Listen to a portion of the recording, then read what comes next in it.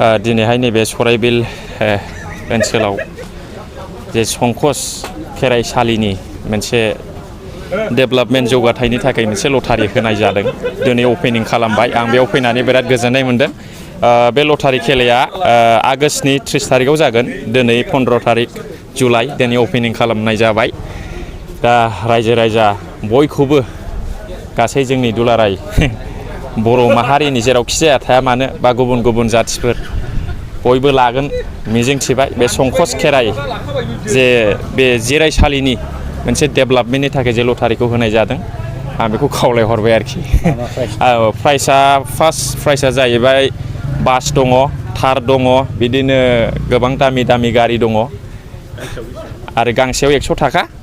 ओमफ्राय अनलाइन माने वाट्सएपनि गेजेरजोंबो लानो हागोन अनलाइनै। नाम्बारखौहाय माने डिसक्रिपसनाव होनानै होदो आरोखि नोंथांमोनाबो।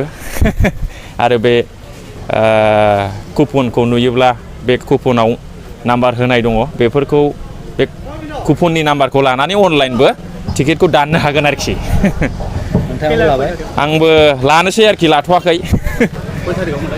खेलाया 30 तारिख आगष्ट दिनै फानजेनबाय आरोखि 15 तारिख जुलाइ बे आरोखि।